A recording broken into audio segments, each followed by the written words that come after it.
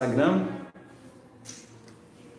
Esse horário agora das 19 horas, de terça a sexta, é um horário que a gente se dedica ao estudo do Bhagavad Gita, que é considerado a essência dos Vedas.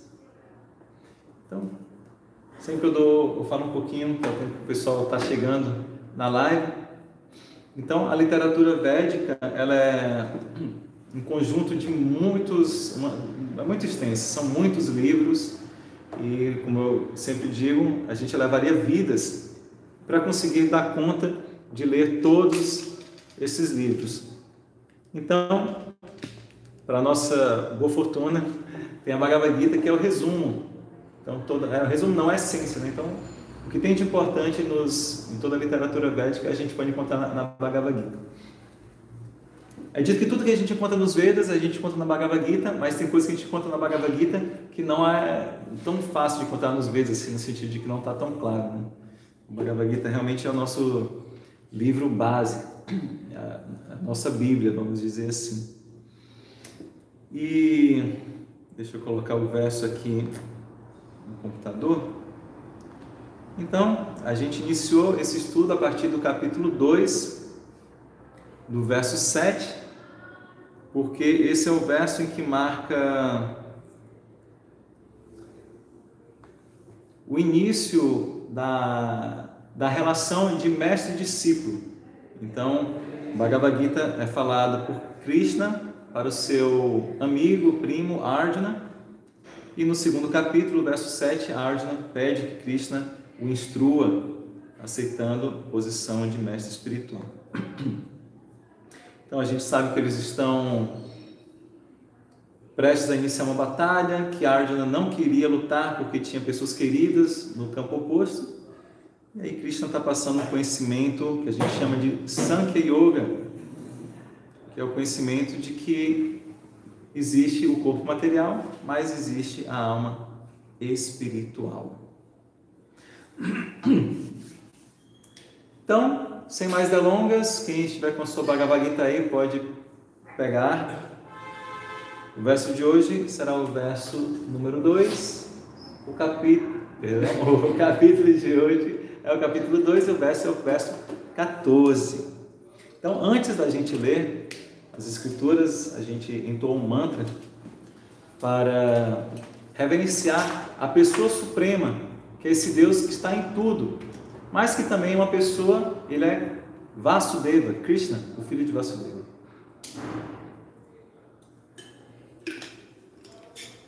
Então repitam, por favor. Opa.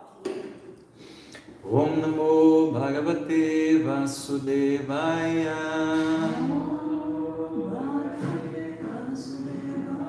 Om Namo Bhagavate Vasudevaya. Om Namo Bhagavate Vasudevaya. Om Namo Bhagavate Vasudevaya. O que eu queria falar também é que a gente está aqui ao vivo no YouTube, ao vivo no Instagram, mas nós também temos o Zoom. E uma vantagem do Zoom é que, não sei se vocês estão com o Bhagavad Gita aí, mas a gente compartilha a tela e aí todo mundo pode ver o verso e treinar o sânscrito também, que é o que a gente vai fazer agora. No Zoom dá para a gente ouvir também a pronúncia de vocês e corrigir alguma coisa se for necessário. Então, considerem o Zoom numa próxima vez, tá? Vocês mandam uma mensagem e a gente manda o link, tudo certinho. Então eu falo, vocês repetem. Matras Parshas Tu Kaunteya. Matras Parshas Tu Kaunteya. Shitoshna Sukha Dukkha. Shitoshna Sukha Dukkha. Agamapaino Nityas. Agamapaino Nityas. Tam Stitiksha Swabharata. Tam Stitiksha Swabharata. Matras Parshas Tu Kaunteya. Matras Parshas Tu Kaunteya.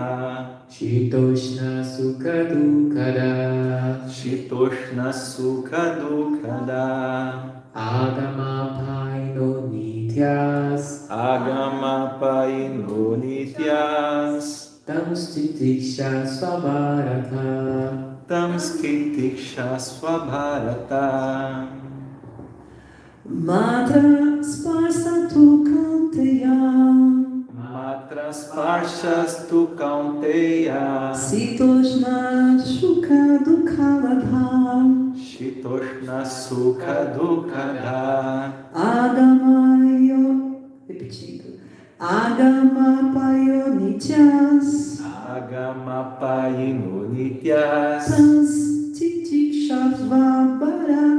Bharata Tamstitiksha Swabharata. Muito obrigado. Agora vamos ver o significado de cada palavra. Eu vou falar, a gente tem que ter coordenação agora. Eu vou falar o sânscrito e os devotas vão responder com a tradução, tá bem? Então, Matras Parsha, Percepção sensorial. Tu Apenas. Kaunteya, Ó filho de Kunti. Shita, Inverno. Ushna, Verão. Sukha, Felicidade. Dukkha, E dor. Da, Dando. Agama, Aparecendo. Apaina, Desaparecendo. Anitya, Não. permanentes. Não permanece. Tan, Todos eles. Titikshasva, A persistente e tolerável. Bharata. Ó descendente da dinastia Bharata. Legal. Simone, quer ler a tradução? Ó filho de Kunti, o aparecimento temporário da felicidade e da aflição e o seu desaparecimento no devido tempo são como o aparecimento e o desaparecimento das estações de inverno e verão. Eles surgem da percepção sensorial, ó descendente de Bharata, e precisa-se aprender a tolerá-los sem se perturbar. Vamos fazer aquela leitura lenta para a gente degustar, né? Ó filho de Kunti, Ó filho de Kunti. o aparecimento temporário O aparecimento temporário da felicidade e da aflição da felicidade e da aflição e o seu desaparecimento no devido tempo e o seu desaparecimento no devido tempo são como o aparecimento e o desaparecimento são como o aparecimento e o desaparecimento das estações de inverno e verão. das estações de inverno e verão. Ele surge da percepção sensorial, Eles surgem da percepção sensorial, ó descendente de Bharata, ó descendente de Bharata, e precisa se aprender a tolerá-los e precisa se aprender a tolerá-los sem se perturbar. sem se perturbar. E o Dan gostaria de ler o comentário dado pelo nosso querido mestre Srila Prabhupada. Na adequada execução do dever, a pessoa tem de aprender a tolerar aparecimentos e desaparecimentos transitórios de felicidade e aflição. Conforme o preceito védico, deve-se tomar banho de madrugada, mesmo durante o mês de Maga, janeiro e fevereiro. Faz muito frio nessa época, porém, apesar disso, um homem que acata os princípios religiosos não hesita em tomar seu banho. Da mesma forma, uma mulher não hesita em trabalhar na cozinha nos meses de maio e junho, a parte mais quente da estação do verão. Todos devem executar seu dever apesar das inconveniências climáticas. De modo semelhante, lutar é o princípio religioso dos Kshatriyas e, embora tenha de lutar com algum amigo ou parente, ele não deve afastar-se de seu dever prescrito. Convém seguir as regras e regulações prescritas nos princípios religiosos para que se possa levar à plataforma de conhecimento, porque somente pelo conhecimento e pela devoção é que alguém poderá libertar-se das garras de Maya e ilusão. Hare Krishna, Srila Prabhupada aqui já. Legal, então vamos nos debruçar sobre o verso, tecer alguns comentários. Todos os que tiverem algum comentário, alguma pergunta, façam, tá? Assim que vocês tiverem. Não espera até o final, senão a gente perde time. O link do VedaBase já está no Instagram. O pessoal que está no Instagram, quiser acompanhar o link do VedaBase, já está aí, tá bom? Depois a gente se organiza também para no YouTube já deixar a tradução, como a gente tem feito no Srimad Bhagavatam, né? Mas então, antes da gente comentar qualquer coisa, vamos aqui pedir as bênçãos dos nossos mestres espirituais e de todos os devotos Vaishnavas. Om Agyana Timirandasya Gyananjana Shalakaya Chakshurunmiritam Yena Tasmai Shri Gurave Namaha. Os meus olhos estavam cegos pela escuridão da ignorância, mas com o vento do conhecimento, o meu mestre espiritual abriu os meus olhos e a ele eu presto minhas humildes reverências.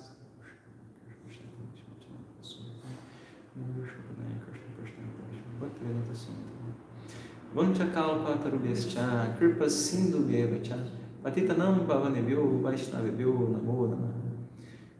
Ofereço minhas reverências repetidas vezes a todos os devotos Vaishnavas que são como árvores dos desejos, são oceanos de misericórdia e são os salvadores das almas caídas. Então, boa noite. Harkadasa acabou de chegar. A gente está vendo aqui o verso 14 do segundo capítulo da Bhagavad Gita, que fala o seguinte: ó filho de Kunti, o aparecimento temporário da felicidade e da aflição, o seu desaparecimento no devido tempo, são como o aparecimento e o desaparecimento das estações de inverno e verão. Eles surgem da percepção sensorial, ó descendente de Bharata, e precisa-se aprender a tolerá-los sem se perturbar. Então eu gosto já da primeira palavra que a gente tem no sânscrito, que é matra sparsha, que é percepção sensorial. Essa palavra matra a gente pode remeter a metro, né, que é aquilo que você pode medir. Então a natureza material é assim, né, é mensurável. Então matra sparsha. Então essa o que ele está falando, que é da felicidade e a aflição, ela vem da percepção dos nossos sentidos materiais, mas como a gente já falou outras vezes, os nossos sentidos materiais são imperfeitos. Não é que a gente tem uma percepção da realidade perfeita assim como ela é. Tem um exemplo clássico de um vestido que passava nas redes sociais, não sei se ainda existe isso, de um vestido que tinha gente que viu o vestido dourado. Já viu isso aí? Tinha gente que viu o vestido preto? Nunca viram isso? Tem isso. A mesma foto, assim, tem pessoas que é alguma coisa sei lá, mesmo assim, não precisa ser daltônico, nem não daltônico, não tem a mesma. Tem pessoas que vê o mesmo vestido e falam assim, esse vestido é dourado. Fala assim, não, que dourado eu acho que é azul, não lembro. É azul e fica assim, é complicado, é engraçado isso. Quem vê, e não é daqueles que tem aquelas ilusões bióticas que você consegue ver uma coisa e depois consegue ver outra, né? Você consegue ver uma velha, aí você olha de outro jeito e vê uma jovem, não tem isso, assim, a coisa que você vê, agora eu consegui ver, não é assim. Se você vê dourado, você não consegue ver do outro jeito, né? Então, os nossos sentidos são imperfeitos, nossa visão é imperfeita, nosso paladar é imperfeito, nossa audição, nosso tato, a gente pode assim, ter imperfeições nos nossos sentidos. E a nossa mente, que é um dos sentidos também, ela é muito imperfeita, ela tem muitas imperfeições, ela faz julgamentos que podem ser totalmente desconexos assim, da realidade. O De Carlos Luiz Fernando está perguntando, por favor, qual é o verso? A gente está lendo o verso 14 do segundo capítulo, tá? Então, essa é a primeira informação interessante, que é percepção sensorial. Então, a gente até, assim, ontem deu uma palhinha do verso, então eu já até contei uma história, mas depois contar outra também, né? De que o que a gente entende como sendo algo bom ou algo ruim, algo feliz ou algo triste, é apenas a nossa visão daquele fato, e não necessariamente o fato é bom ou ruim em si mesmo. Então esse é um ponto importante. Daí ele fala, né, compara com o inverno e o verão. A felicidade, a dor é comparada com o inverno e o verão, porque o inverno e o verão são transitórios. Então o inverno não dura para sempre, e o verão também não dura para sempre, e eles estão sempre, como o verso fala, aparecendo e desaparecendo. Então eles são impermanentes. O verso fala anítya. Sendo assim, Assim como a gente não fica desesperado quando chega o verão ou quando chega a estação das chuvas, quando está muito calor, quando está muito frio, porque a gente sabe que aquilo é passageiro e depois, né, vai mudar. Também a gente não deve ficar aflito ou também assim muito feliz quando algo de ruim acontece, feliz quando algo de bom acontece, ou muito aflito quando algo de aparentemente ruim acontece, porque assim, sempre vai ter momentos que a gente está mais feliz, vai ter momentos que pode vir alguma tristeza. Então a dica de Krishna para Arjuna é: isso vai acontecer, nem sempre você vai estar feliz, às vezes você vai estar triste também, nem sempre você vai estar triste. Então o que a gente tem que agir assim, ter como atitude diante disso é titiksha. A gente tem que tolerar sem se perturbar. Titiksha. Tem um verso famoso que fala das qualidades de um sábio, que fala que ele é titikshava e ele é karunika. Vamos ver se a gente acha esse verso. Porque é sempre legal a gente fazer uns paralelos dos versos. Deixa eu falar. O senhor vai deixar... tem mais um parágrafo que você vai deixar para depois? Eu não li até o final, não? Não, tem mais um. Sério? Meu Deus! Tava parecendo que estava no final. Então, obrigado, Dana, por me falar que não li completo. Tá bem, a gente vai ler completo, com certeza. Então, quem sabe depois eu falo bem, já que eu citei o Titiksha, deixa eu só ler o verso. Titikshava é no Srimad Bhagavatam, esse verso. Se eu não me engano, quem está falando aqui é Kapila Deva. Acho que ele está descrevendo para sua mãe, Devahuti, os devotos, né? Então ele fala, Titikshava Karunika, é um verso legal de se decorar, tá? 3, 25, 21, canto 3, capítulo 5, 25, verso 21. Ah, minha amiga Luísa entrou aqui. Olá, Luísa, estou precisando de uns olhos seus, hein? Luísa faz uns olhos, né, que trata estresse, não sei o que, então fala comigo aí depois que eu estou precisando, o negócio está bravo. Titikshava Karunika Suhrda Sarvadehina Ajata Shatrava Shanta Sadhava Sadhu Bhushanam. Esse verso fala que os sintomas de um sadhu, né, que é uma pessoa santa, que é um devoto, são que ele é tolerante, então Titiksha, que a gente viu, misericordioso, karunika, amigável com todas as entidades vivas, Suhridam Sarvadehina. Ele não tem inimigos, ele é pacífico, ele segue as escrituras e todas as suas características são sublimes.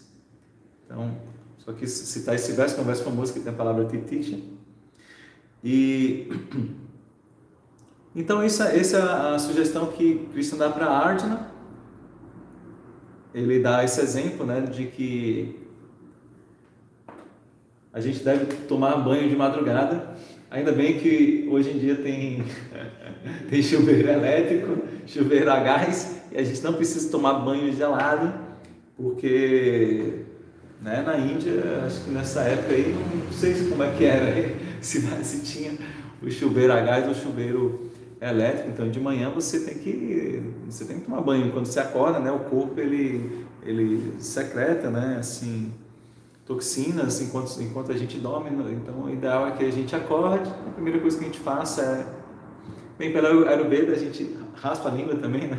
Uma dica aí para todos: comprem raspador de língua, raspa a língua, sai muita toxina também.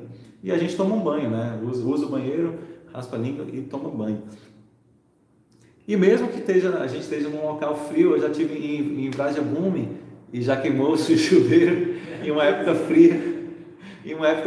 E foi assim, né? E a gente não é assim, não, tá frio, eu não vou tomar banho, né? O chuveiro não está funcionando, aí você não vai assim. Se você tem que tentar notar, se você puder, mesmo se não for, você não vai, tá no tempo, você não vai ver as deidades, sim, sem ter tomado banho antes, né?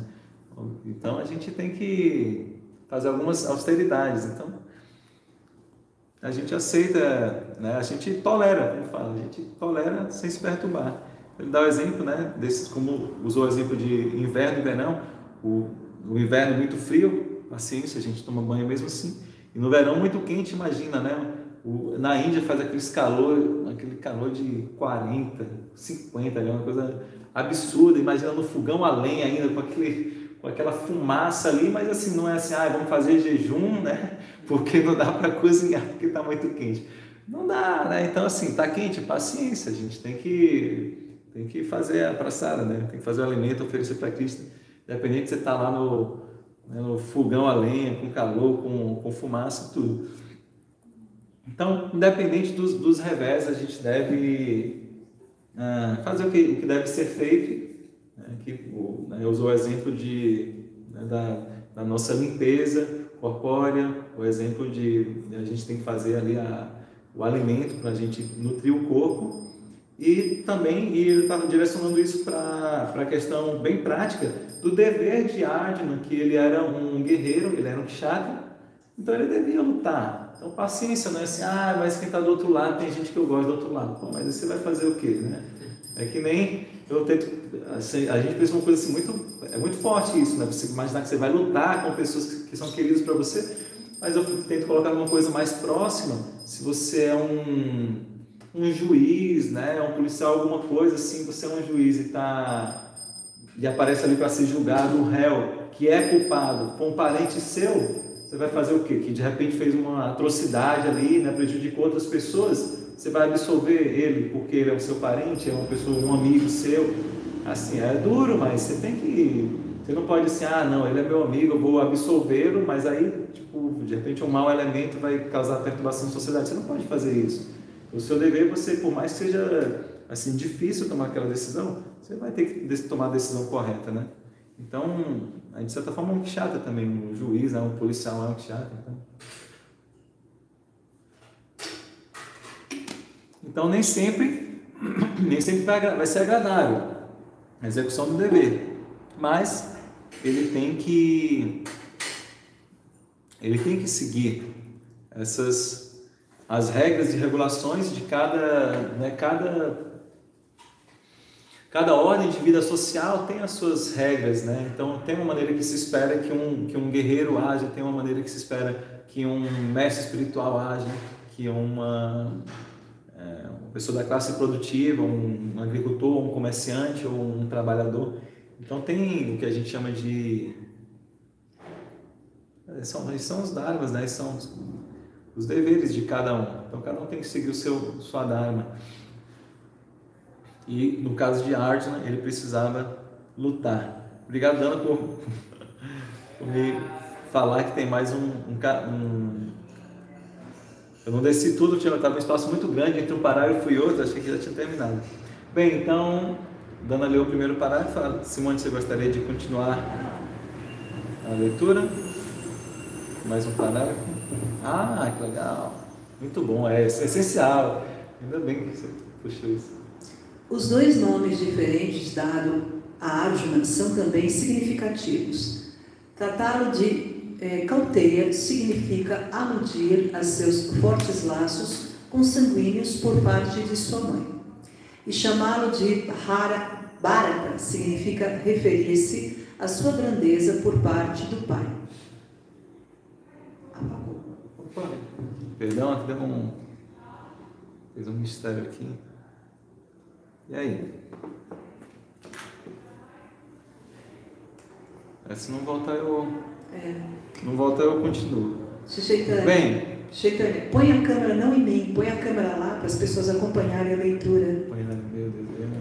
Bem, mas como agora não voltou, então deu um tilt. Bem, então deixa eu finalizar, porque é bom que eu leio um pouquinho para poder me purificar também, lendo um pouco do significado de Prabhupada. Ele tem uma descendência fantástica de ambos os lados. Uma descendência dessas implica responsabilidade na execução dos deveres. Portanto, ele não pode evitar a luta. Srila Prabhupada aqui. Então, muito importante, a gente já falou outros dias sobre os vocativos que são utilizados na Bhagavad Gita. Então, são muito repletos de significado. Cada nome que Arjuna usa para se dirigir a Krishna, ou Krishna a Arjuna, ou mesmo Sanjaya, que está narrando esse diálogo, né? Os nomes, obrigado, Simone, os nomes que ele usa para se referir a Arjuna ou a Krishna são muito significativos. Então, Eu esqueci desse estudo, né? Então passei sobre ela, estava lendo só as palavras assim mesmo. Mas ele chama Arjuna de Kaunteya. Kaunteya significa filho de Kunti. Isso é significativo porque a mãe de Arjuna, Kunti Devi, ela era uma grande devota, uma grande personalidade. Tem até um livro de Prabhupada que é os ensinamentos da Rainha Kunti, muito bons, né? E ela tem uma vida impressionante porque ela passou muito sofrimento. Então, muito jovem, ela perdeu o marido e ficou sozinha com 5 filhos, 3 filhos dela e 2 filhos da co-esposa de Pandu, que é Madre, e teve que ralar, né? Sozinha, com 5 filhos, depois junto, e sempre junto com os filhos. Já esteve em uma casa na qual teve tentativa de se causasse um incêndio, né? Ficaram tendo que ficar vagando pela floresta, fugindo dos seus primos, né? Que agora estavam prontos a guerrear com seus primos. Justamente os primos estavam querendo matá-los, né? E por isso que teve que acontecer a guerra. Então tiveram que ficar fugidos em floresta, escondidos, assim, ficaram retirados mesmo por 13 anos ou mais, não lembro exatamente a quantidade de tempo. Então ela passou muito sofrimento, mas ela sempre se manteve firme. Não só se manteve firme, mas a gente citou isso, eu não lembro se foi no estudo da Bhagavad Gita ou em alguma outra conversa que a gente teve dessa, de que inclusive ela pediu que tivesse mais dificuldades. Olha só a grande alma que entrou aqui, Kamaduki, reverências. Então ela não lamenta quando ela conta sobre as dificuldades que ela passou. Ela fala para Krishna, isso no primeiro canto ainda do Srimad Bhagavatam, ela fala que ela deseja que aconteça repetidas vezes todas essas dificuldades, porque ela fala que nesses momentos de dificuldade, a gente comentou ontem, né, que foi o Diego que estava comentando, né? Nesses momentos de dificuldade ela aproveitava para se apegar mais aos pés de lótus de Krishna. Então assim, isso é um exemplo, né? Então quando ele fala, quando ele chama, ó filho de Kunti, ele fala assim, olha sua mãe, o que ela passou e qual que foi a reação dela diante disso. A reação dela não foi assim, fugir das dificuldades, não está difícil, então, olha pessoal, fiquem vocês aí exilados na floresta, eu estou fora, né? Não, ela passou por todas as dificuldades, inclusive agradeceu, assim, queria mais dificuldades para poder lembrar de Cristo, né? Então, ele faz esse apelo. Quando, às vezes a gente faz isso, né? Assim, apela assim para o laço consanguíneo, né? Você grande, assim, pô, mas você é filho de fulano, né? Assim, seu avô era ciclano, né? Então, né, como é que você não pode ser assim, né? Levante e lute, não seja frouxo, homem. Como diria no Nordeste, né? Não seja frouxo. Então é muito legal, né? Eu trago para a nossa realidade. Então a gente tem, né? Somos todos aqui na ISKCON, somos, de certa forma, filhos de Prabhupada, né? Então a gente pode falar assim, não sei qual seria a declinação em sânscrito para filho de Prabhupada. Filho de Prabhupada. Prabhupada Nuga, né? Você é um seguidor de Prabhupada. Como você pode se lamentar desse jeito, né? Prabhupada sofreu tanto e você está, né?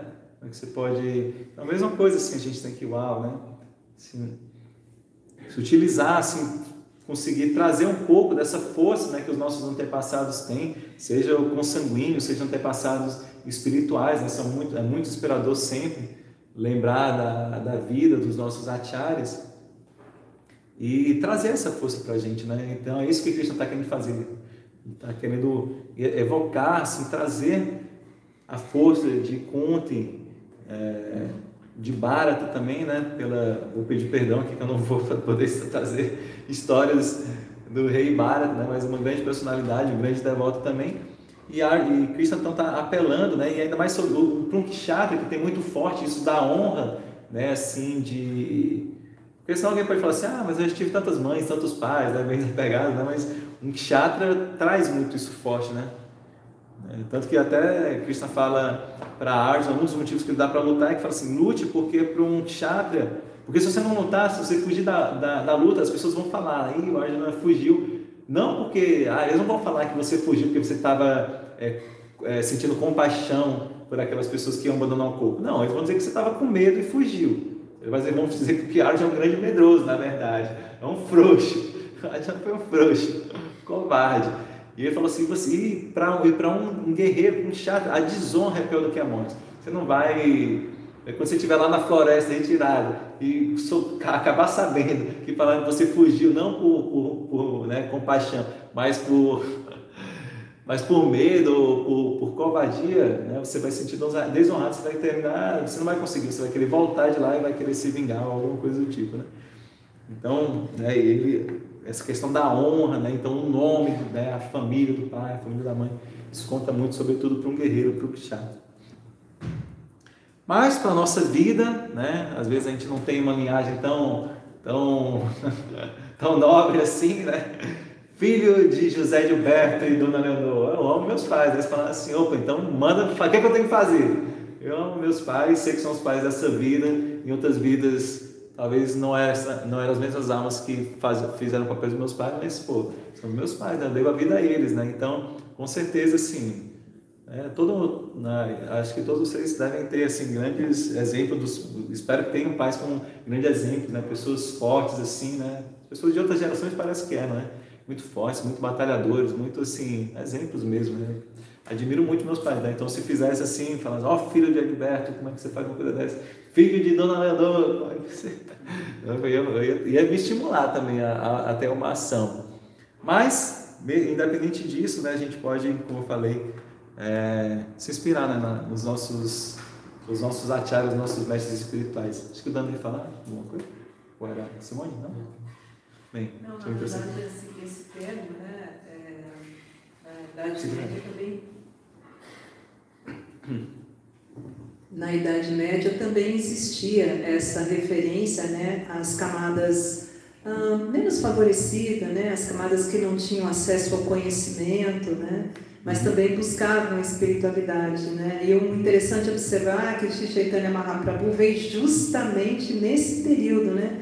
No período onde a Idade Média começa a fazer essas descobertas, já no final da Idade Média, né? Começo da Idade Moderna, que é o século XV, né? E é um período onde as pessoas estão investindo em transformações, onde a Índia sempre foi o objetivo, né? Para poder estabelecer comércio de especiarias, né? Como a Índia ela era um ponto de atração, né? Um ponto de convergência de pessoas de vários lugares do planeta, né? Então é só essa reflexão mesmo. Legal, obrigado. Sim, desde aquela época a pessoa já queria saber onde é que tinha essa fétida para conseguir temperar as coisas sem alho e cebola, né? Já estavam procurando as especiarias, a canela, cravo. E é legal. Né? O próprio Brasil foi... Então, os portugueses chegaram aqui porque estavam mirando na Índia, né? Já, meu amigo Kapila Deva, quanto tempo? Hare Krishna. Vocês estão sabendo que o Bhakti Fest agora é à tarde, tá? Palestra à tarde, Kirtan à tarde, Bhakti à tarde. Então, ver se vocês conseguem aparecer aí, abraçada, tá bom? E é isso, né? O Sr. Chaitanya ele era um grande revolucionário também, porque tem isso, né? A sociedade de castas, a gente falou um pouco aqui sobre essa questão de Kshatriya, né? E é diferente dessa questão das castas na Índia, em que se faz assim, uma interpretação incorreta, porque Krishna fala assim que essas classes são definidas por guna e karma, ou seja, pelas ações da pessoa e pelas suas qualidades. Então não é assim que um filho de um guerreiro tem que ser um guerreiro, o filho de um comerciante tem que ser um comerciante, o filho de um trabalhador tem que ser um trabalhador. Não. Porque as pessoas são diferentes, né, dos pais, né? Senão fica aquela coisa, né? O pai é médico, quer obrigar o filho a ser médico, o pai é engenheiro, quer obrigar o filho a ser engenheiro. E não é assim que funciona, cada um tem sua natureza. Mas isso é forte na Índia, né? Essa questão das castas, e tem alguns lugares em que, por exemplo, um ocidental não pode entrar no templo de Jagannatha Puri, porque somos ocidentais, né? Somos impuros, comedores de carne de vaca, né? E o Sr. Chaitanya ele veio super revolucionar isso, fala assim que não tem nada a ver com isso, né? Você pode ser considerado assim da casta mais impura, mas se você adora a Deus, se você é um Vaishnava, Se você é um devoto, você deve ser considerado mais elevado. Então a gente tem o exemplo de Haridas Thakura, que ele era muçulmano, né, que para os indianos assim, uma classe intocada, assim, o muçulmano não podia pisar, assim, passar na sombra de um indiano, assim, então é considerado o quê? Comedor de carne, essa coisa toda, né? Então considerado um intocável, mas ele é o nosso Namacharya, o nosso Acharya dos santos nomes, né? Ele levava muito a sério o cantar, né, dos santos nomes de Deus e foi levado à posição maior que tem, né? Sempre quando a gente está, né, quem presenciou ou presencia os finais dos áretes, a gente né, faz as orações Prema Dhwani, em que a gente reverencia, né, todas as glórias da Prabhupada, Bhaktisiddhanta, a gente fala Namacharya Srila Haridas Thakura Ki Jai. Então diariamente a gente reverencia Haridas Thakura, embora ele seja de um nascimento considerado um nascimento baixo, né? Então, o que significa Prema Dhwani? O que significa? Prema Dhwani, boa pergunta. Eu sei que Prema, vamos jogar aqui no Wisdom Lib. Uma dica aí para vocês, tá? Tem que... Prema Dhwani? Você sabe? O Bhagavan traduziu como palavras de amor ou orações de amor. Eu sei que o sentido é esse, vamos ver exatamente que... Eu sei que Prema a gente sabe que é o amor, esse amor puro, né, por Deus, e Dhwani pode significar som, pode significar... Ai meu Deus, está querendo que eu faça uma doação? Duas vezes? Dhwani quer dizer 2 vezes? Palavra. Não, isso é Dvidya. Pode ser palavra. Dhwani. Então, no caso, são orações, né? Dhwani pode ser som, pode ser uma palavra. Então, não significa, são palavras de amor, né? Então, são orações, né? Bem, então, recapitulando, para quem chegou depois, a gente está no capítulo 2, verso 14, o verso que a gente leu fala o seguinte: ó filho de Kunti, o aparecimento temporário da felicidade e da aflição e o seu desaparecimento no devido tempo são como o aparecimento e o desaparecimento das estações de inverno e verão. Eles surgem da percepção sensorial, ó descendente de Bharata, e precisa-se aprender a tolerá-los sem se perturbar. Ou seja, quando tiver algum problema na sua vida, você lembra, isso é passageiro, é como um inverno muito frio, é como um verão muito quente, isso vai passar, eu vou tolerar sem me perturbar. Posso contar umas historinhas? Eu estava tentando ver aqui a dinastia Yaga, né? Como ela foi toda gloriosa, mas não achei. Só para lembrar os nomes. É muito legal. E sobre essa questão da dinastia, tem até uma aula, eu posso até ver se a Isana consegue achar, que a Isana deu muito boa, né? Porque tem a dinastia do Sol, a dinastia da Lua, ela faz um estudo assim, dessa dinastia que termina chegando em Krishna, né? Arjuna, assim, bem interessante. Bem, eu queria contar 2 historinhas, vamos ver se dá tempo. Porque uma das histórias, eu queria contar 3 na verdade, mas uma delas eu já contei ontem, aí quem quiser olha lá no YouTube, inclusive quem estiver no Instagram, por favor se inscreva no nosso canal do YouTube, Centro Hare Krishna de Bhakti Yoga. Mas é dito que tem assim, um rei morre e tem 2 filhos que são descendentes dele e encontram lá uma caixa bonita, especial, e nessa caixa tem 2 anéis, um anel de rubi, safira, não sei, alguma pedra preciosa, e um outro anel aparentemente um anel simples, né? E aí um dos descendentes, um dos filhos quer ficar com aquele anel que é mais pomposo, vamos dizer assim, o outro aceita ficar com simples mesmo, e fica assim, mas o que será, né? Por que ele guardaria esse anel, né? Porque o outro tudo bem, que era um anel assim, né? Mas o outro era simples, né? Ele não entendeu, mas ele pegou o anel. Depois ele observando o anel, ele viu que tinha uma inscrição nele, que falava assim, isso também passará. Interessante, né? E aí é dito que, bem, eu sou péssimo para tratar a história quando eu não sei a história, esse é o caso de uma dessas histórias, mas no reino passa por vários reveses, né? O irmão dele fica com outro anel, um anel luxuoso, assim, e termina passando por várias dificuldades, ele, enfim, não se dá tão bem, e termina, não sei o que acontece com ele, né? Mas o outro irmão que ficou com o anel que tinha inscrição, isso também passará, e sempre que tinha um momento de dificuldade, lembrava, isso também passará, ficava tranquilo, quando estava muito feliz, ele, isso também passará. Peço perdão por não saber mais detalhes da história, mas me cobre que depois eu pesquiso a história e trago mais detalhes. Mas eu vou contar uma outra que associa mais detalhes. Essa é famosa também. Assistam depois a live de ontem, que eu gosto muito daquela história que as pessoas falam do velho e o cavalo. Essa história é legal. Essa outra é uma história que às vezes Maharaj também nunca conta, que é assim, tudo que Deus faz é bom. Então quando vem alguma coisa negativa, a gente tem que pensar assim, não, tudo que Deus faz é bom. Isso é matras fascia.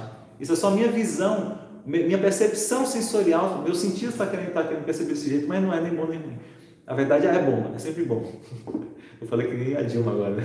Não é nem bom nem ruim, é sempre bom. Nada contra. Calma, pessoal. Então, a história é a seguinte: tinha um rei, tinha o seu secretário. O secretário sempre falava assim: não, tudo que Deus faz é bom, né? Graças a Deus. Ele falava: graças a Deus, tudo que Deus faz é bom. E aí, uma vez eles estavam saindo para caçar e acontece alguma coisa que o rei termina perdendo o dedo, né? Vai fazer alguma coisa lá e termina cortando o dedo, perde o dedo. E aí o secretário, como sempre, fala assim: não, mas tudo que Deus faz é bom, graças a Deus você perdeu o dedo. Eu vou rer, como é que é? Graças a Deus que eu perdi o dedo.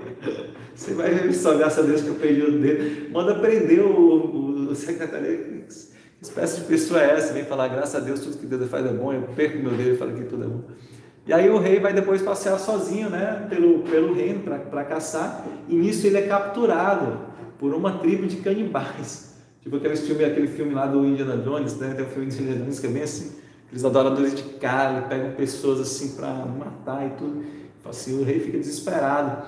Então lá, já colocando o rei lá no espeto, lá na fogueira, com a maçã na boca. Não sei se tinha maçã na boca, né? Isso é do filme do Pica-Pau. Já estão pegando o rei lá para matar, sendo que alguém vê assim, não, olhe, está faltando um dedo.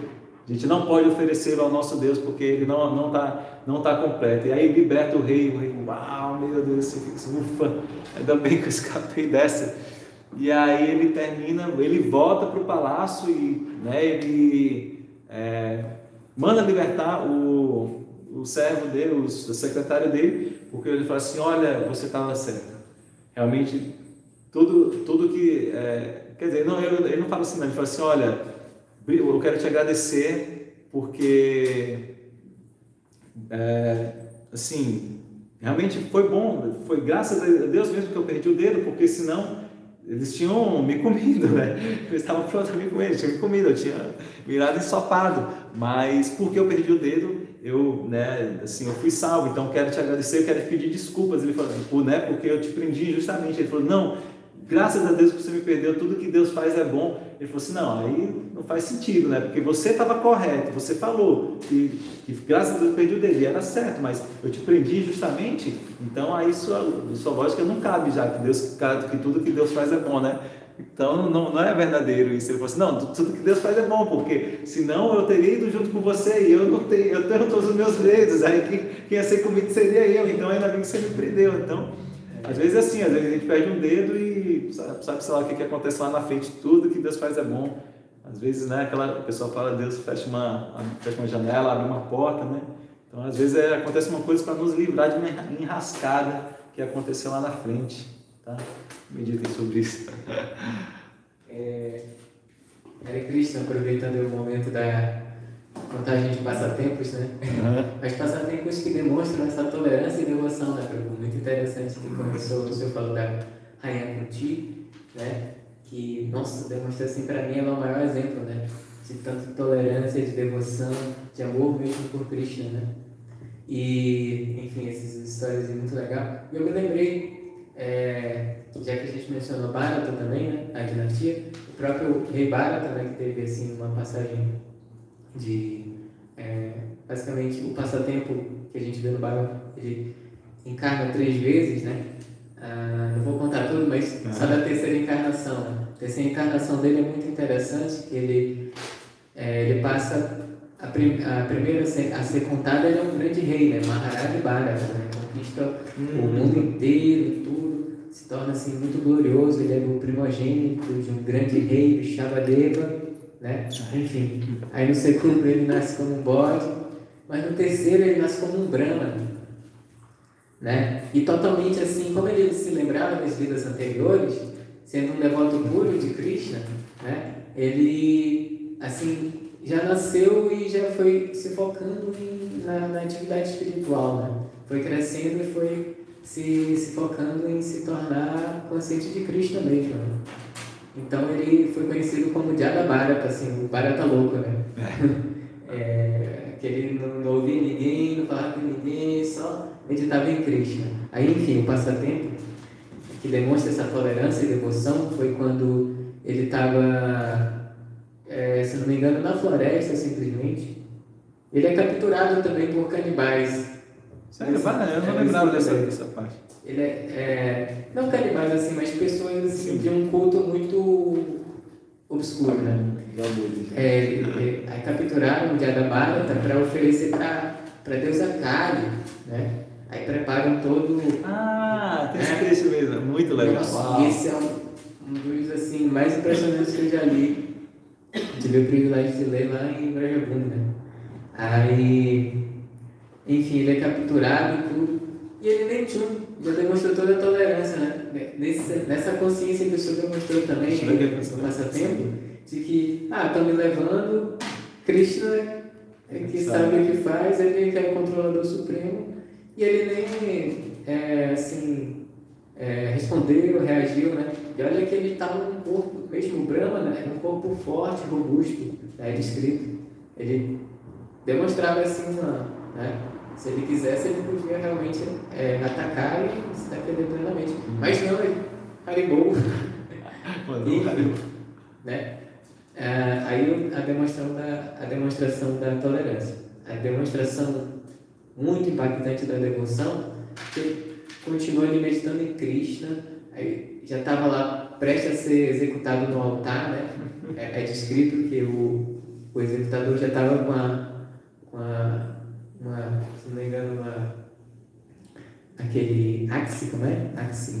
Machado, para degolar ele, e imediatamente a deusa Kali saiu assim da deidade, da Murti, e parou tudo, né? Não, ela percebeu ali que tinha um devoto puro, né? Que ele estava ali constantemente meditando em Krishna e não estava nem aí para nada, né? Tolerando tudo. E a deusa Kali imediatamente puxou todos os seus braços ali, degolou todo mundo que oferecia para ela, fez uma carnificina, né? E pronto, pediu, ainda se ajoelhou diante de Bharata e prestou reverência e pediu perdão pela ofensa. Rapaz, essa foi um dos passatempos mais impressionantes que eu vi. Claro que eu não sei contar bem também, mas estava no Bhagavata, um passatempo muito bom. Então, Bharata, né, é glorioso, além de ter sido um grande Maharaja, né, e tudo. Ele foi assim, um devoto, como diz Prabhupada, de... como é? Quilate, auto-quilate. Então, muito interessante. Hare Krishna, era isso. Hare Krishna, eu gratidão. As histórias. Assim. Gratidão, eu não lembrava dessa história do rei Bharata. E às vezes eu fico um pouco confuso porque tem mais de um Bharata também, né? Um dos irmãos do Sr. Ramananda era Bharata, né? Também, então eu nunca sei qual que é o Bharata, qual Bharata é qual Bharata, né? Mas lembrei agora dessa história. Essa fé em Krishna, na proteção de Krishna e no controle de Krishna, né? É o que vai conseguir dar essa nossa tolerância, né? De saber que Krishna sabe o que é melhor. E também você falando...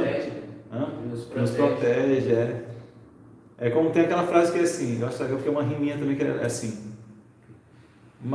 Rake Krishna, Mare Krishna, Rake Ke. Tipo assim, se Krishna quiser que você morra, quem que é capaz de te proteger? E se Krishna quer que você seja protegido, quem que será capaz de te matar? Então, assim, está realmente nas mãos de Krishna, né?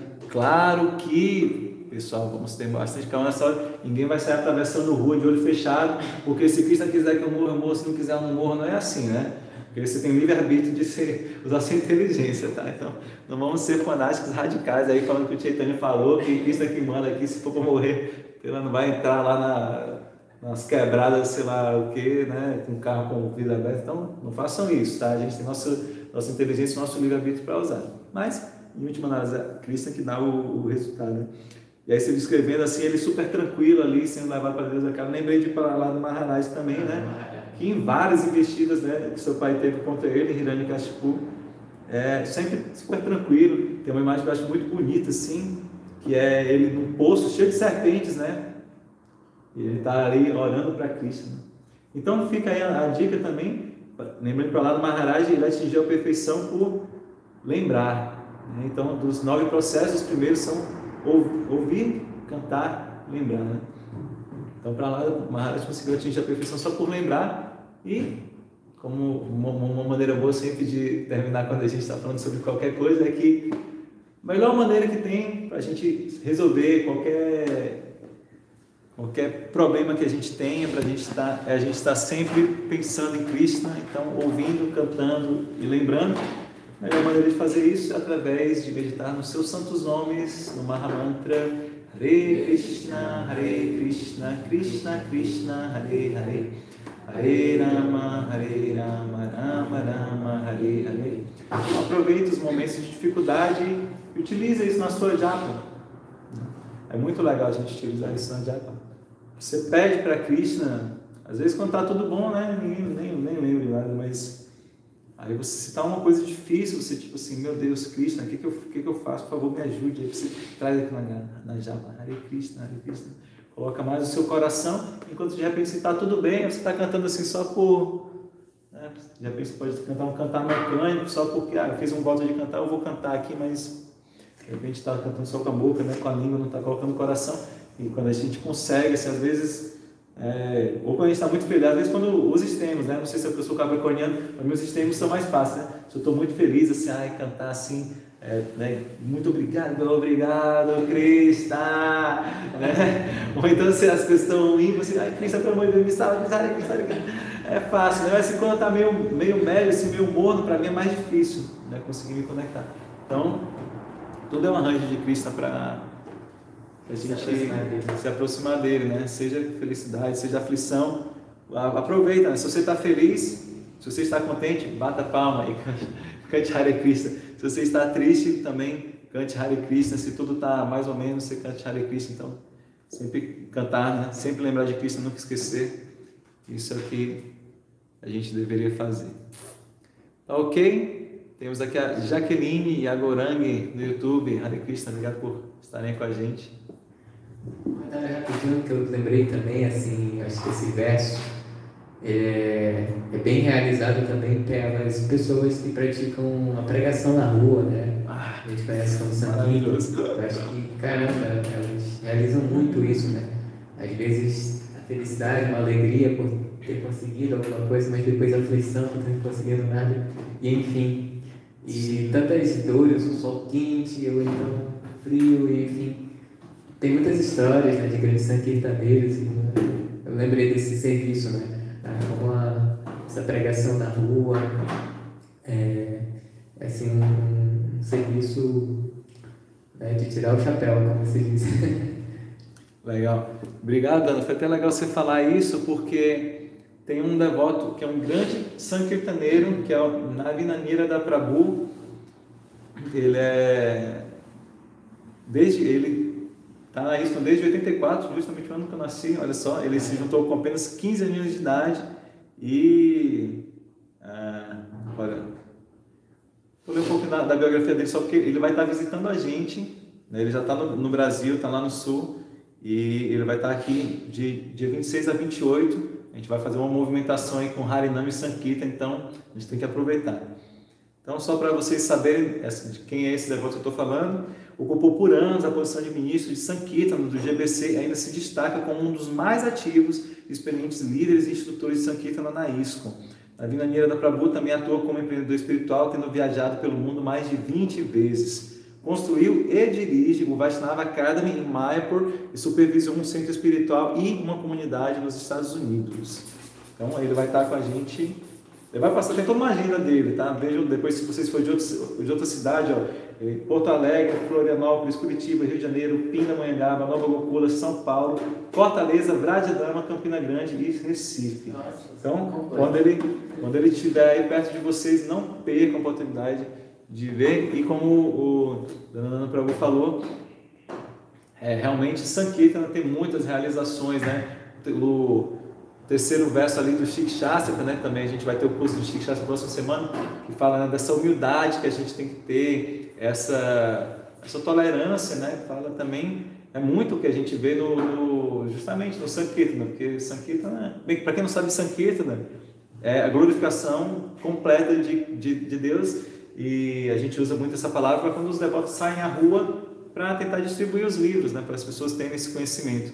Então é assim, né? Você recebe 1 milhão de nãos e uma pessoa talvez ouça o que você está.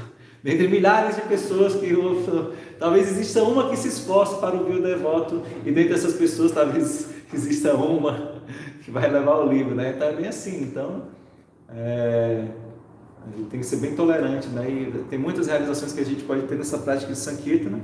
Então, quando for aí do dia 26 a 28 desse mês, a gente vai ter esse grande devoto. A gente vai sair para Sankirtana, a gente vai sair para cantar nas ruas, e aí vocês podem ter essa experiência na pele, é muito legal. Mas já podemos fazer um pré-aquecimento. Já podemos. Vamos esperar ele Já chegar, podemos. já pode chegar um pouco mais afiado, né? Vamos Ele organizar vai aí. ficando morninho. Quando todo mundo estiver já para cantar, né, vamos criar um grupo, colocar todo mundo assim, cantei a japa, vamos sair para a rua. Se tiver pelo menos 2 pessoas que tiver que a japa cantar para poder sair para a rua, a gente sai fazer Sankirtana. Vamos fazer esse movimento do Sankirtana aí. A gente vai aproveitar, né? Para aproveitar o feriado, por exemplo, tem o dia 21, acho que a gente vai vir pro... Não, vai ter coisa... vai ter casamento do Govinho, então esquece o que eu falei. A gente combina.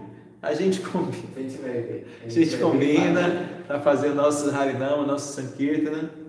Bem, mas é isso. Vou deixar para dar os avisos depois que eu encerrar o YouTube. O YouTube geralmente é para ser uma coisa mais séria, já não está sério, mas eu gosto também quando é mais um pouco menos sério, para quebrar um pouquinho, né? Às vezes a Isana falava, né? Você está muito sério, a gente está com muito problema sério, né? Tem que ter umas coisas mais assim, né? A gente vai para o parque, faz os kirtans mais longos, né? Bem, então, foi tempo pra caramba aqui de live. Obrigado, pessoal do YouTube. Deixa eu encerrar aqui. Uma ótima todos, Shila Prabhupada aqui, Jai. E aqui no Instagram é o momento que a gente dá uma firulada, deixa eu ver quem